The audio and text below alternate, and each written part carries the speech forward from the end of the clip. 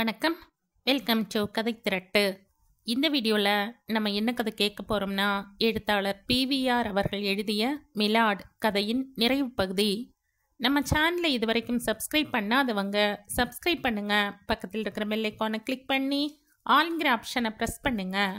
So that நான் போடுற கதைகளை உடனுக்குடனே நீங்கள் கேட்கலாம். வாங்க கதைக்குள்ளே போகலாம். வேதநாயகம் சிலை போல உட்கார்ந்திருந்தார். இந்த ராமுவா இவ்வளவு பெரிய பதவிக்கு காரணம்? இவனிடம் போய் அபிப்பிராயம் கேட்பது எவ்வளவு அசம்பாவிதம்? என்னடா யோசிக்கிற என்று கேட்டார் ராமாமிர்தம். ராமு, நீ நல்ல எண்ணத்தோடு தான் எல்லாம் செய்திருக்கிற. ஆனா ஆனா ஆனா என்னடா?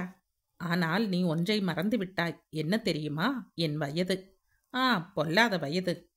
இந்த வயதில் நான் எப்படியடா பம்பாயில் புதுமுகங்களுக்கிடையே இருந்து வாழ முடியும்? கொஞ்ச நாள், அதன்பின் எல்லாம் சரியாகிவிடும். நோ ராமு, நான் கிறிஸ்தவ மதம்தான், கத்தோலிக்க பிரிவுதான். ஆனா நான் ஒரு பெரிய சமூகத்திலே வாழ்கிறவன். இந்த சமூகம் என்னை வளர்த்து என் வாழ்வின் திசையை காட்டியிருக்கிறது. நான் என் சக்தியை எல்லாம் குறிப்பிட்ட ஒரு மதத்துக்காகவே செலவு செய்தால் நான் சமூகத்துக்கே துரோகம் செய்தவனாகி விடுவேன். வேதநாயகம், இப்போ நீ பிதற்றுகிறாய். லீகல் அட்வைசராக ஆகிவிட்டால் சமூகத்தில் எல்லோருடனும் பழகக்கூடாதுன்னு தண்டனை இல்லையே. இப்போ நான் சின்ன சின்ன உதவிகள் செய்து வருகிறேன். அது என் திருப்திக்கு அல்ல. சமூகத்திலே எல்லோரும் நன்றாக இருக்க வேண்டும். அதுக்கு நம்மாலான ஒத்தாசை என்றுதான். நான் பம்பாய்க்கு போய்விட்டால் இந்த மாதிரி உதவிகளை கூட செய்ய முடியாது. ஏன் முடியாது? பம்பாயிலும் ஏழைகள், அனாதைகள் இருக்கிறார்கள். எஸ், ஆனா பம்பாயில் நானே ஏழையாகி விடுவேன், அனாதையாகி விடுவேன். என்னடா உளர்ற? உளரவில்லை. எங்கள் மதத்துக்காக போப்பின் ஆணைப்படி நான் பதவியேற்றால் ₹1 கூட சம்பளம் என்று என்னால் வாங்க முடியாது. ஜீவனத்துக்கு வேண்டிய வசதிகளை ஸ்தாபனம் கொடுக்கும், அவ்வளவுதான். சோ என்னால் இந்த பதவியை ஏற்றுக்கொள்ள முடியாது. எங்கள் ஸ்தாபனத்திலிருந்து சம்பளம் வாங்க என் மனம் இடம் தரவில்லை.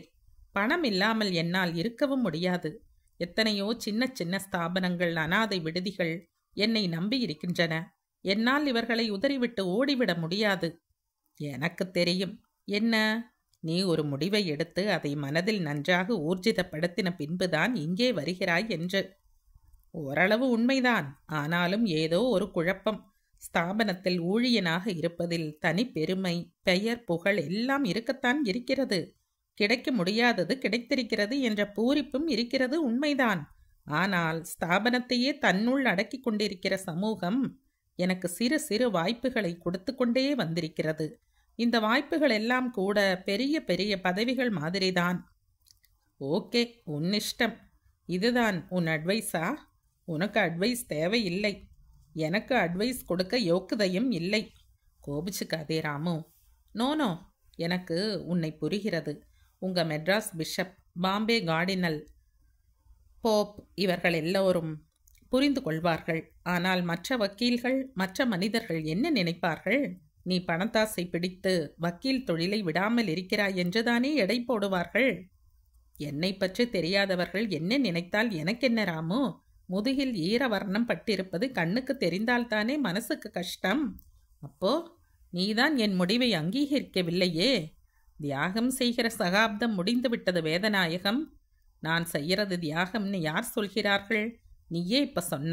பணத்தாசை பிடித்துத்தான் வக்கீல் தொழிலை விடாமல் இருக்கிறேன் என்று மற்றவர்கள் சொல்வார்கள் என்று. நான் எப்படி தியாகம் செய்தவனாவேன்? நீ இப்போ செய்யறது தியாகம்னு உனக்கும் தெரியும், எனக்கும் தெரியும். ஏன் வீண் argument? There is no sacrifice Ramu. ஒரு நல்ல காரியத்தை தொடர்ந்து செய்ய நான் எடுத்துக்கொண்டிருக்கிற முடிவு, அவ்வளவுதான். ராமாமிர்தம் பதில் பேசவில்லை. உன் சிபாரிசு இப்படி ஆகிவிட்டது என்ன? உனக்கு கோபமா ராமு? ஒரு குழந்தை இன்னொரு குழந்தையிடம் கெஞ்சுவது போல கேட்டார் அவர். ராமாமிர்தம் நெகிழ்ந்து போனார். சிபாரிசு செய்வதற்கு முன்னால் உன்னிடம் ஒரு வார்த்தை கேட்கணும்னு தான் முதலில் நினைச்சேன். ஆனா அதுக்கு பின் கூடாது என்று மனதை மாற்றிக்கொண்டேன். ஏன் தெரியுமா? இந்த முடிவை நீ அன்னிக்கே எடுத்து விடுவாய் என்று. பதவி வந்த பிறகு உன் மனசு கொஞ்சம் இளகும் என்று எதிர்பார்த்தேன். ஏமாந்தேன். I am sorry Ramu. இன்னைக்கு கோர்ட்டிலே என்ன என்கேஜ்மெண்ட்? நிறைய இருக்கு. வெங்கி நேற்று ராத்திரி சொன்னான் இந்த தைலா மேட்டர் பற்றி. நீ என்ன நினைக்கிற? அவள் நல்ல பெண். கேஸ் எப்படி? நீயும் வெங்கியும் பேசிக்கொண்டது பற்றி சொன்னான். கோபி பிடிவாதமாக இருக்கிறான். ஆனால் அந்த பெண்ணின் காரணமாகவோ வீட்டின் காரணமாகவோ அல்ல. பெண்ணின் சித்தப்பாவின் சூழ்ச்சியை முறியடிக்க வேண்டும் என்கிற ஒரே காரணம். சரி, நடக்கிறபடி நடக்கட்டும். நாம் வேற என்ன செய்யறது? இந்த பெண் அனாதை, கையில் பணம் கிடையாது. அவள் நல்ல பெண் ராமு. தெரியும். இந்த நல்ல பெண் கேஸில் ஜெயித்தாலும் கஷ்டம், தோற்றாலும் கஷ்டம். என்ன செய்கிறது? ஏதேனும் செய்வோம். ஆமாம். மோர் தோ. ராமாமிர்தம் மோர் கொண்டு வர உள்ளே சென்றார். வேதநாயகம் அவர் செல்வதையே பார்த்தவராக உட்கார்ந்திருந்தார். அப்பா. என்ன சுஜா? ராஜாங்கம் ஏறிட்டு பார்த்தார். ராகவன் எத்தனை மணிக்கு வருவதாக சொன்னார்? 5:30 மணிக்கு. இன்னும் 30 நிமிஷம் இருக்கு அவர் வர. கடைசியில் என்ன முடிவு எடுத்திருக்கிறார்? தெரியாது. உனக்கு மெட்ராஸ் பிடிக்கவில்லையா? டில்லி பிடித்திருக்கிறது. சுஜா. என்னப்பா? ராகவன் கெட்டிக்காரன். தெரியும். அவன் எந்த முடிவு எடுத்தாலும் அது நல்ல முடிவாகத்தான் இருக்கும். யாருக்கு அப்பா? அவருக்குத்தானே. அவர் என்று ஏன் தனித்து பேசுகிறாய்? உன் மீது அவனுக்கு அக்கறை இல்லையா? இருக்கு அப்பா. ஆனால் அவர் சிற்சில சமயங்களில் நடந்து கொள்வதை பார்க்கும்போது மற்றவர்களுடைய எண்ணங்களுக்கும் உணர்ச்சிகளுக்கும் எந்த விதமான மதிப்பும் கௌரவமும் கொடுப்பதாக எனக்கு தோன்றவில்லை. உதாரணம் எவ்வளவோ இருக்கு அப்பா. ஆனால் எல்லாம் சின்ன சின்ன நிகழ்ச்சிகள்தான். நிகழ்ச்சிகள் நடக்கும்போது ராகவன் செய்வதும் பெரிய பொருட்டாக தெரிவதில்லை. ஆனால் பின்னால் சிந்தித்து பார்க்கும்போது அவர் சுயநலக்காரர் என்று ஒரு எண்ணம் தோன்றிவிடுகிறது. இந்த எண்ணத்தை என்னால் தவிர்க்க முடியவில்லை. ராஜாங்கம் சிரித்தார். என்னப்பா என்று கேட்டாள் சுஜா. சுஜா, உன் சிந்தனையில் நீ உன்னை முன்னே வைத்து அவனை எடை போடுகிறாய். இதற்கு காரணம் சதா சர்வ காலமும் 24 மணி நேரமும் அவன் உனக்குத்தான், உனக்கு மட்டும்தான் சொந்தம் என்ற எண்ணம் உன் மனசில் வேரூன்றி இருப்பதுதான். அவர் என் மனசில் இருப்பது போல அவர் மனசில் நானும் இருக்க வேண்டும் என்று நான் எதிர்பார்த்தால் அது தப்பா அப்பா? நோ. ஆனால் எத்தனை விபரீதங்கள் இந்த போக்கினால் ஏற்படும் தெரியுமா? இது வளர்ந்து கொண்டே போனால் உனக்குத்தான் கஷ்டம் சுஜா. நாளைக்கு நீ அவனை வெறுக்க ஆரம்பித்தாலும் ஆரம்பித்து விடுவாய். அப்படி ஒன்றும் வரக்கூடாது என்றுதான் அவர் லா ஆபீசர் பதவியை ஏற்க வேண்டும் என்கிறேன். ஆபீஸ் வேளையில் மட்டும்தான் அவர் மனம் சட்டத்தில் லயிக்கும். இப்போது நாள் பூரா சட்டமும் வழக்கம்தான் அவருக்கு வாழ்க்கையாக இருக்கிறது. அவன் கெட்டிக்காரன் சுஜா. ஒரு கெட்டிக்காரரைத்தான் நான் கல்யாணம் செய்து கொள்வேன் என்ற சங்கற்பத்தோடு நான் பிறக்கவும் இல்லை, வளரவும் இல்லை. எனக்கு வேண்டியது வெறும் அன்பு. அன்பு அன்புதான். அப்பா, தாய் அன்பு, தாய் பாசம் இதெல்லாம் நான் கண்டதில்லை என்று உங்களுக்கு தெரியும். உங்களுடைய அன்பும் பாசமும் எனக்கு பிறந்த நாளிலிருந்து பழகி போனவை. நான் எப்படி இருந்தாலும் இவை இருக்கும். அதனாலேயே உங்கள் அன்பை என்னால் உணர்ந்து அனுபவிக்க முடியவில்லை. என்னுடைய வருங்கால கணவர் வெறும் இயந்திரமாக இருப்பதால் நான் என்ன சுகத்தை காண முடியும்? நீ பேசுவதை பார்த்தால் எனக்கு பயமாக இருக்கிறது சுஜா. நான் எல்லாவற்றையும் நிதர்சனமாக பார்க்கிறேன் அப்பா. எனக்கு வேண்டியது நிம்மதியான ஒரு வாழ்க்கை. ஒரு நாளில் 24 மணி நேரத்தின் கூறுகளை நிர்ணயித்து அந்த நிர்ணயித்தோடு வாழ வேண்டும் என்கிற வாழ்க்கை. குடும்பத்தில் நவரசங்களும் இருக்க வேண்டும். ஆபீஸில் பதவி, வீட்டில் புருஷன், அவனுடைய அன்பு மனைவியுடன் சிறிது நேரம் பொழுதுபோக்கு, கடைகள், சிநேகிதர்கள், குழந்தைகள், உறவினர்கள் என்று எல்லாம் இருக்க வேண்டும். ராகவன் இதெல்லாம் தரமாட்டான் என்று முடிவு செய்து விட்டாயா? அவர் இந்த மெட்ராஸில் கருப்பு கோட்டு போட்டுக்கொண்டு கட்சிக்காரனுடைய வழக்குகளை பேசப் போகிறார் என்றால் கண்டிப்பாக நான் சொன்னதையெல்லாம் அவரால் தர முடியாது. காரணம் அவர் ஒதுக்குகிறார் என்று அல்ல, அவருடைய தொழில். நான் ஒதுக்கப்படுகிறேன் என்ற நினைப்பு நிச்சயம் உண்டாகும். இத்தனை நாள் பழகினாயே, அது ஏன்? பழக்கத்தில் கண்ட அனுபவத்தை சொன்னேன். அனுபவத்தை வைத்துக்கொண்டு அவரை மாற்ற முயன்றேன். அவருடைய கட்சிக்காரர்களுக்கு முன் எல்லாமே துச்சம்தான். உதாரணம் சொல்கிறேன். அவர் ஆபீஸில் மரகதம் என்ற ஒரு டைப்பிஸ்ட். அவளுடைய அப்பாவுக்கு 60க்கு 60. அப்பாவும் பெண்ணுமாக அழைத்தார்கள். பெண் கெஞ்சினாள். வெறும் பொன் சிரிப்புதான் ராகவனிடமிருந்து வந்தது. மறுநாள் அவள் வீட்டுக்கு போய் தலையையாவது காட்டியிருக்கலாம். அன்னைக்குத்தான் நீயும் விருந்துக்கு கூப்பிட்டாய். ஆமாம், ஏன் வந்திருக்க கூடாது? இது வெறும் சாதாரண நிகழ்ச்சிதான். ஆனால் மனிதருடைய பிடிவாத குணம் தெரிகிறது இல்லையா அப்பா? இருக்கலாம். ஆனால் நாளைக்கு குடும்பம் என்று ஏற்படுகிற போது, குழந்தைகள், மனைவி என்ற உறவுகள் எல்லாம் உண்டாகிற போது அவன் மாறலாம் இல்லையா சுஜா? அப்படி மாறினால் அவருடைய மனைவி கொடுத்து வைத்தவள். என்னால் என் வாழ்க்கையை வைத்து கொண்டு விஷ பரீட்சை பண்ண முடியாது அப்பா. அப்போ டில்லி என்றால் ராகவன் என் கணவர். இந்த டில்லி கடிதமே வராமல் இருந்தால் இப்படி ஒரு பிரச்சனையே பிறந்திருக்காதே. You are wrong father. பிரச்சனை வேறு ரூபத்தில் வந்திருக்கும். நானே ஒரு பிரச்சனையை ஏற்படுத்தி இருப்பேன். ஒரு விதத்தில் இந்த டில்லி கடிதம் நல்ல சமயத்தில் தான் வந்திருக்கிறது. அவன் நேற்று நான் கேட்ட கேள்விக்கு என்ன பதில் கொடுத்தான் நினைவிருக்கிறதா? நீங்கள் கேட்டீர்கள். லா ஆபீசர் பதவியை ஏற்றால் தான் சுஜா உன்னை கல்யாணம் செய்து கொள்வாள் என்ற நிலை பிறந்தால் உன் முடிவை, கொள்கையை மாற்றிக்கொள்வாயா என்று. அவர் என்ன சொன்னார்? சுஜா என்னை கல்யாணம் செய்து கொள்ளப் போகிறாளா, லா ஆபீசர் பதவியையா என்றார். நீங்கள் கூட அவருடைய பதிலை ரசித்தீர்கள். இப்போதும் ரசிக்கிறேன். அவர் சொல்லி வாய் மூடவும், hello Suja, good evening sir என்ற குரல் கேட்கவும் சரியாக இருந்தது. ஹலோ ராகவ் என்றாள் சுஜா. வா ராகவன் என்றார் ராஜாங்கம். இத்தனை நேரம் கடுமையாக முகத்தை வைத்து கொண்டு பேசிய தம் பெண் எப்படி இவ்வளவு சரளமாக பேசுகிறாள் என்று அவருக்கு ஆச்சரியமாக இருந்தது. சுஜா, எஸ். வெங்கி வீட்டில் டின்னர் சரியாக 7:30 மணிக்கு. நேரம் இருக்கிறதே என்றார் ராஜாங்கம். பாவம் சுஜா, தனியாகத்தான் போக வேண்டும். சீனியர் ஒரு சுப்ரீம் கோர்ட் ஜட்ஜ்மெண்ட்டை பார்த்து குறிப்புகள் எழுத சொன்னார். நாளைக்கு காலையில் டைம் இருக்காது.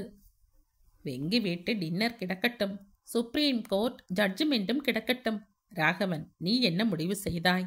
ராகவன் சுஜாவை பார்த்தான். அவள் எங்கேயோ பார்த்து கொண்டிருந்தாள். கண்களில் நீர் முட்டி நிற்பது அவனுக்கு தெரிந்தது. ராஜாங்கத்தின் குரலும் புதிதாக ஒலித்தது. ஏன் சார்? சொல்லேன். மறுப்பு கடிதம் எழுதியாகிவிட்டது. நாளைய தபாலில் சேர்க்கப் போகிறேன். ராகவன், நான் உன்னுடைய இடத்தில் இருந்தால் நீ செய்த முடிவைத்தான் எடுத்திருப்பேன். ஆனால் நீ எல்லாவற்றையும் யோசித்து பார்க்க வேண்டும். புரியவில்லை சார். டில்லி பதவி நல்ல பதவி. நீ இங்கே சம்பாதிக்கிறதை விட அதிகமாகவே கிடைக்கும். வருங்காலத்திலும் நல்ல மதிப்பு இருக்கும். நிம்மதியான அமைதியான ஒரு வாழ்க்கையும் பிறக்கும். எனக்கு வக்கீல் தொழில் பிடித்த தொழில். நாணயமாக இருந்தால் இதைவிட சிறந்த தொழில் உலகிலேயே இல்லை sir. You may be correct. ஆனால் பிராக்டிக்கலாக பாரு. பொழுது விடைந்து பொழுது போனால் கேஸ் கட்டுகள்தான் உன் வாழ்க்கையில். விடுமுறை நாட்கள் இருக்கே சார். சுஜா. என்னப்பா? ராகவனிடம் இனிமேல் நீதான் பேசணும். பேசுவதற்கு ஒன்றுமில்லை அப்பா. சுஜா என்றான் ராகவன். என்ன ராகவன், இங்கே என்ன நடக்கிறது? ஒரு பெண்ணின் வாழ்க்கை பிரச்சனை. உன் பிரச்சனையா? ஆமாம். என்ன பிரச்சனை? நீங்கள் டில்லியா மெட்ராஸா என்று தெரிய வேண்டும். இன்னுமா தெரியவில்லை சுஜா? மெட்ராஸ் தான். ஐ am sorry for you Raghav. நீங்கள் எனக்காகவாவது விட்டு கொடுக்கலாம். லா ஆபீசர் பதவியில் தேசமே ஒரு விதத்தில் கட்சிக்காரர்கள்தான். இந்த அடிப்படையிலாவது மாற்றிக்கொள்ளலாம். ராகவன் சிரித்தான். சுஜா, நான் உனக்கு வேண்டாமா? வேண்டும். ஆனால் நீங்கள் இங்கேயே இருந்தால் நாளடைவில் நான் உங்களுக்கு வேண்டாதவளாகி விடுவேன். இது பிதற்றல். இல்லை Raghav, you are devoted in your work. அது தப்பா? இல்லை, ஆனா அதனால் மற்றவர்கள் பாதிக்கப்படுவார்கள். என்னை நீங்கள் ஒதுக்குகிறீர்கள் என்ற நினைப்பு எனக்கு என்றுமே வரக்கூடாது. You are stupid Suja. இத்தனை நாள் பழகியுமா உன்னால் என்னை புரிந்து கொள்ள முடியவில்லை? அதனால் தான் புரிந்து கொண்டு பேசுகிறேன் ராகவ். அந்த லெட்டரை தயவு செய்து கிழித்து போட்டு பதிலை மாற்றி எழுதுங்கள். ராகவன் எழுந்தான். I am sorry Suja. எனக்கு நீயும் வேண்டும், இந்த வக்கீல் தொழிலும் வேண்டும். ஆனா உனக்கு நான் மட்டும்தான் வேண்டும். என்னுடைய வெற்றி தோல்விகளில் உனக்கு பங்கு வேண்டாம். நான் செய்கிற தொழில்தான் என்னை விட முக்கியமாக மாறிவிட்ட இந்த நிலையில் உன் வாழ்க்கைக்காக நானா, என் வாழ்க்கைக்காக என் தொழிலா என்ற கேள்வி பிறந்து விடுகிறது. I am sorry Suja. I am very very sorry. நான் வருகிறேன். I wish you all happiness in your life. நான் வரேன் சார். என்னை மன்னித்து விடுங்கள். ராகவன் நகர்ந்தான். ராகவ். ராகவன் திரும்பி பார்த்தான். என்ன சுஜா? நாம் 2 பேரும் நன்றாய் பழகிவிட்டோம். We can still be friends. ஆனால் இனிமே வேறு விதமாக இருக்கும். நடந்ததை நான் ஒரு சொப்பனமாய் நினைத்து அந்த சொப்பனத்தின் இன்ப மயக்கத்தில் வாழ்ந்து கொள்கிறேன். சுஜா, ஆனால் என்னைக்கு நீ மனம் மாறுகிறாயோ அன்னைக்கு சொல்லு. சொப்பனத்தை நிஜ வாழ்க்கையாக்கிக் கொள்வோம். அதுவரையில் நீ அடிக்கடி சொல்வாயே, லா லைப்ரரி தான் என் மனைவி என்று. அந்த மனைவியுடன் வாழ்ந்து வருகிறேன். ராகவன் அடுத்த கணம் வெளியேறினான். ராஜாங்கம் சீட்டை குலுக்க ஆரம்பித்தார். எடுத்த எடுப்பிலேயே கருப்பு ராஜாவும் சிவப்பு ராணியும் விழுந்தன. Suja, yes daddy. You are unhappy. No father, என் மனசில் இப்போது எனக்கே தெரியாத புரியாத நிம்மதி பிறந்துவிட்டது. I am very very peaceful. You are a practical girl, but then I am unhappy. Then I am unhappy. Raghavan கெட்டிக்காரன். வெங்கியும் ரங்கியும் ஏன் இப்படி ஒரு விருந்துக்கு ஏற்பாடு செய்து அமர்க்களப்படுத்துகிறார்கள் என்று தைலாவுக்கு புரியவில்லை. சாப்பிட போகிறவர்கள் 6 பேர்கள். இதற்காக ஏன் இவ்வளவு தடபுடல்? ரங்கி சமையலறையில் கத்திக் கொண்டிருந்தாள். வெங்கி சாம்பாருக்கு தேங்காயை நன்றாக மசிய அரைக்கவில்லை என்ற குறை. இதுக்கு மேல் மசிந்தால் தேங்காய் சாம்பாருடன் நன்றாக இழையாது என்று வெங்கியின் வாதம். தைலாவுக்கு சிரிப்பு வந்தது. ஆனால் அதே சமயத்தில் வெங்கி ரங்கியின் தாம்பத்தியத்தில் அவள் காணும் தெய்வீகமும் மனதில் சுடர்விட்டது. பிள்ளை பேறு இல்லாத இந்த கிழத்தம்பதி எவ்வளவு பரஸ்பர அன்புடன் இருக்கிறார்கள். தைலா கடிகாரத்தை பார்த்தாள். மணி 6 அடித்து 10 நிமிடம். சரியாக 7:30 மணிக்கு விருந்து என்று வெங்கி அறிவித்து விட்டார். சுஜா, ராகவன், கோபி எல்லோரும் ஒரே பேச்சு மயம்தான். ராகவன் சுஜா ஜோடி நல்ல ஜோடி. இருவரும் ஒருவரை ஒருவர் மனமாற விரும்புகிறார்கள். காதல் என்றால் இப்படித்தான் இருக்க வேண்டும். வசந்த காலத்து தென்றல் போல. திடீரென்று கோபியை பற்றி மனம் நினைக்க ஆரம்பித்தது.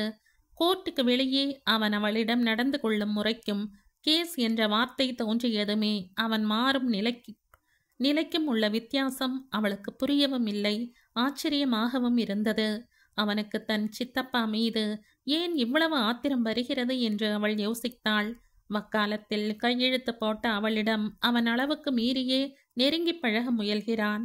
ஆனால் அதே சமயத்தில் வழக்கில் தன்னுடைய ஜன்ம விரோதியாகவும் பாவிக்கிறான். இதற்கு என்ன அர்த்தம்? அவள் தன்னையே திருப்பி திருப்பி கேட்டு கொண்டதுதான் மிச்சம். தெளிவாக விளங்கவில்லை. திடீரென்று கோபியின் கார் வந்து நிற்பது தெரிந்தது. முற்றத்து தூணில் சாய்ந்து கொண்டிருந்த அவள் துள்ளி கொண்டு எழுந்தாள். அதே சமயம் வெந்த உருளைக்கிழங்கின் தோலை உரித்துவிட்டு அலுமினிய பாத்திரத்துடன் வெங்கி பின்கட்டிலிருந்து சமையல் அறையை நோக்கி வந்து கொண்டிருந்தார். கோபி படியேறி வரும் வரை சமையலறை வாயிற்படியிலேயே நின்ற அவர் உருளைக்கிழங்கை கீழே வைத்துவிட்டு மெதுவாக வந்தார். தைலா, கோபியை 7:30 மணிக்குத்தான் வர சொன்னோம். இப்போதே வந்துவிட்டான் பார். ரொம்ப பசியாக இருக்கும். ஆமாம் சார், தைலா சொல்ற மாதிரி ரொம்ப பசிதான். ஆனால் வயிற்று பசி இல்லை. இந்த தைலாவை அழைத்து கொண்டு வெளியே போகலாம்னு வந்தேன். சரியா 7:30 மணிக்கு வந்து விடுகிறேன். எங்கே போகிறீர்கள் என்று நான் கேட்கவில்லை.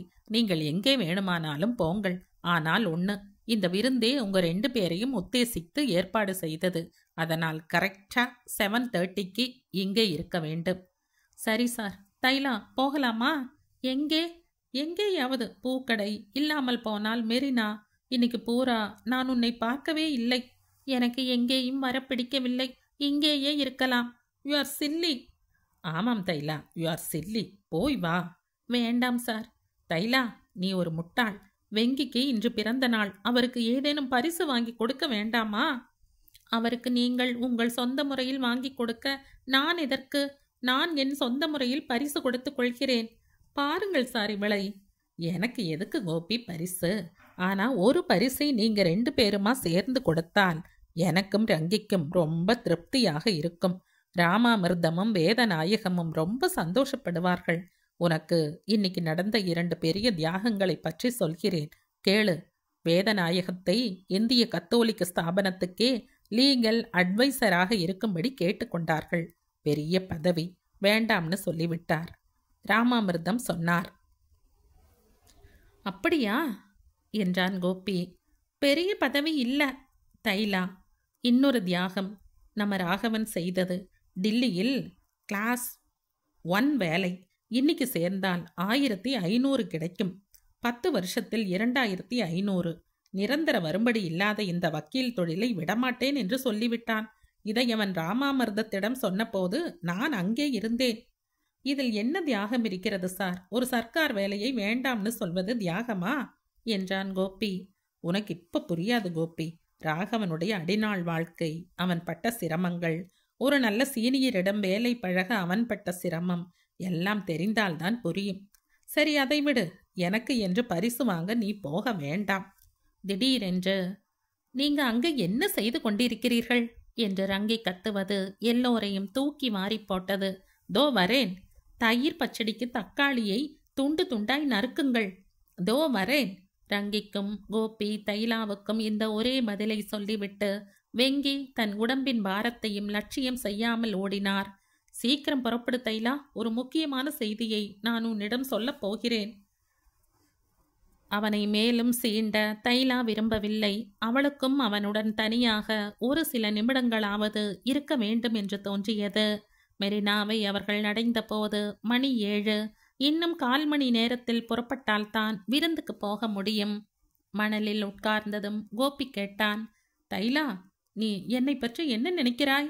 எடுத்த எடுப்பில் அவன் இப்படி ஒரு கேள்வியை தலையில் தூக்கி போடுவான் என்று தைலா எதிர்பார்க்கவில்லை. அவள் மௌனம் சாதித்தாள். நீ என்ன நினைக்கிறாய் என்று நான் சொல்லட்டுமா? பணக்கார பிள்ளை, நிறைய சொத்தும் பெரிய வேலையும் இருக்கு என்கிற கர்வம் பிடித்தவன், பிடிவாதக்காரன், பெண் சபலம் உள்ளவன். கடைசியில் சொன்னது சரியில்லை. அப்படி தோன்றியிருந்தால் நான் இங்கே உட்கார்ந்திருக்க மாட்டேன். தேங்க்ஸ் தைலா. எதற்கு கேட்டீர்கள்? முதலில் உன்னை நீ யார் என்று தெரியாததற்கு முன்னால் பார்த்தபோது என் மனசில் ஒரே ஒரு எண்ணம்தான் உண்டாயிற்று. இந்த மாதிரி எண்ணம் என் ஜன்மத்திலேயே பிறந்ததில்லை. எனக்கே ஆச்சரியமாக கூட இருந்தது. என்ன எண்ணம்? சொல்கிறேன். நீ யார் என்று தெரிந்த பின்பும் கூட எண்ணம் மறையவில்லை. உன்னுடன் பேச பேச பழக பழக அது மேலும் மேலும் ஊர்ஜிதம்தான் ஆகிறது. இதற்கு காரணம் என்னுடைய கர்வம் பிடித்த மனசு, வீக்னஸ் என்று தட்டி கழிக்கலாம். ஆனால் இதையே ராகவன் காதல் என்கிறான். எனக்கென்னவோ ஒன்றும் புரியவில்லை. சோ காதலா? தைலா சிரித்தாள். பிறகு, நான் வாதி, நீங்கள் பிரதிவாதி. நிதர்சன உலகில் இப்போது இதுதான் உண்மை என்றாள். இல்லை தைலா, நான் தான் வாதி, நீதான் பிரதிவாதி. சொந்த வாழ்க்கையில் இப்படித்தான் எனக்கு தோன்றுகிறது. உன் சித்தப்பாவுக்கு இன்னைக்கு லெட்டர் போட்டிருக்கிறேன். தைலாவுக்கு தூக்கி மாறி போட்டது. சித்தப்பாவுக்கா லெட்டரா? நீங்கள் போட்டிருக்கிறீர்களா? ஆமாம் தைலா. 5-6 மாசத்துக்கு முன்னாலேயே அவர் இங்கே வந்து என்னை பார்த்தார். மனிதர் பேராசையுடன் மிரட்டினார். 10,000 தந்தால் கோர்ட் நடவடிக்கை இருக்காது என்றார். ஆனால் என் இள ரத்தம் இந்த பயமுறுத்தலுக்கு பணியுமா? போய் சேர் என்று விரட்டினேன். நீ அவருடைய அண்ணன் பெண் என்று எனக்கு இப்பத்தானே தெரிஞ்சது. சோ அடி பணிந்து விட்டீர்கள்? ஆமாம். கேஸ் நடந்தால் யாருக்கு என்ன லாபம்? நேத்து வேதநாயகம் கூட இந்த கேஸினால் நீ எவ்வளவு கஷ்டப்படுவாய் என்று சொன்னார். நான் கூட சொன்னேன், வீட்டை ஜெயித்த பிறகு அதே வீட்டை உனக்கு தருவதாக. ஆனால் நான் முட்டாள்தனமாக, என் கர்வத்தின் காரணமாக அப்படி சொல்லி இருக்கிறேன். நான் தர்மமாக தருவதை நீ 2 கையாலும் வாங்கிக் கொள்வாய் என்று நான் எடை போட்டது என்னுடைய அறிவீனம்தான். ஆனால் இந்த கேஸ் எப்படி பிறந்தது? உன் சித்தப்பாவின் பணமுடை, அதனால் ஏற்பட்ட முட்டாள்தனம். இதில் உன்னை அவர் பகடை காயாக வைத்து விளையாடுகிறார். கடைசியில் உனக்கு எந்தவித லாபமும் இருக்கப் போவதில்லை. நாம் 3 பேருக்குமே லாபம் கிடைக்கும்படியாக ஒரு காரியம் செய்துவிட்டால் எல்லோருக்கும் திருப்தியும் சந்தோஷமும் கிடைக்கும். தைலா, நீ நாளைக்கே உன் வக்கீல் மூலமாக கேஸை வித்ட்ரா பண்ணிவிடு. கோர்ட்டுக்கு வெளியே சமரசமாக போகிறோம் என்று சொன்னால் கோர்ட்டார் அங்கீகரிப்பார்கள். தைலா சிரித்தாள். கேஸ் நடக்கட்டுமே என்றாள். உனக்கு ஜெயிக்காது தைலா. உன் அப்பா கையெழுத்து போட்ட டாக்குமெண்ட் என்னிடம் இருக்கிறது. நாளைக்கு என் ரூமுக்கு வந்தால் அதை காட்டுகிறேன். இது என் சித்தப்பாவுக்கு தெரியாது. தெரிந்திருக்கலாம், ஆனால் அது ஃபோர்ஜரி என்று வாதாடுவார். எனக்கு வேண்டியது இந்த சொத்தும் பணமும் இல்லை தைலா. உன்னை போல ஒரு பெண். என்னை போலத்தானே? நான் இல்லையே. உன்னை போல உலகத்தில் நீ ஒருத்திதான் என் கண்ணுக்கும் மனசுக்கும் இருக்க முடியும் தைலா. எனக்கு என்ன சொல்றது என்று புரியவில்லை. ஒன்றும் புரிய வேண்டாம். நான் உன்னிடம் எதிர்பார்ப்பது ஒன்றே ஒன்றுதான், பரிசுத்தமான அன்பு. இது உன்னிடமிருந்து கிடைக்கும் என்ற நம்பிக்கையும் எனக்கு இருக்கிறது. கோபாலனுடன் இன்னைக்கு பேசிய போது என் மனசை திறந்து காட்டினேன். அவர் என்ன சொன்னார் தெரியுமா? பாவம் பாட்டி, உன் மனசு இன்னும் பாட்டியிடம்தான் இருக்கு. கோபாலன் சொன்னார், அம்மாவின் காரியங்கள் முடிந்த பிறகு நானே தைலாவிடம் பேசுகிறேன் என்றார். அவருக்கு நம் 2 பேரிலும் அக்கறை இருக்கிறது. என் சித்தப்பா, நாளைக்கே நாம் 2 பேரும் திருப்பூருக்கு காரில் போகிறோம். உங்க திட்டம் எனக்கு புரிகிறது கோபி. சித்தப்பாவுக்கு பணம், உங்களுக்கு நான். எனக்குத்தான் ஒன்றுமில்லை. தைலா பெருமூச்செறிந்தாள். கோபி உடனே, பார்த்தாயா, நான் எவ்வளவு கர்வம் பிடித்தவன். எனக்கு நீ என்றால் உனக்கு நான் என்று நானே தீர்மானித்து விட்டேன். உனக்கு நான் என்று நினைத்தாலும் சரி, நினைக்காவிட்டாலும் சரி, என் திட்டம் நிறைவேறப் போகிறது. மொத்தத்தில் உங்களுக்கு தோல்வி என்று சிரித்த தைலா, கேஸுக்கு கேஸும் போச்சு, பணத்துக்கு பணமும் போச்சு, திட்டத்துக்கு அடிப்படை காரணமான காதலும் போச்சு. அதெல்லாம் போகலாம் தைலா, கடைசியில் சொன்னது போகவே போகாது. இந்த சமுத்திரம் இருக்கிற வரையில் இருக்கும். தைலா மன நிறைவுடன் சிரித்தாள். நீ இங்கே சிரிக்கிறாய், வெங்கியும் ரங்கியும் அங்கே பொறுமிக் கொண்டிருப்பார்கள். மணி என்ன தெரியுமா? 8. அதுக்குள்ளேயா? ஆமாம், எழுந்திரு. வெங்கி வாசலில் நின்று கொண்டிருந்தார். காரில் இருந்து இறங்கியதும், சார், நான் கேஸில் ஜெயித்து விட்டேன் என்றாள் தைலா. இல்லை சார், நான் தான் ஜெயித்தேன் என்றான் கோபி.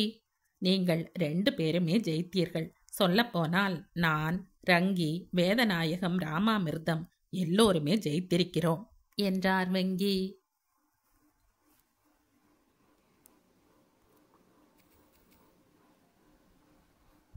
இதோடு இந்த கதை முடியுது. இந்த கதை உங்களுக்கு பிடிச்சிருந்தா லைக் பண்ணுங்க, ஷேர் பண்ணுங்க, சப்ஸ்கிரைப் பண்ணுங்க. மற்றும் ஒரு இன்ட்ரெஸ்டிங்கான கதையோட அடுத்த வீடியோவில் சந்திப்போம். பை. தேங்க்யூ.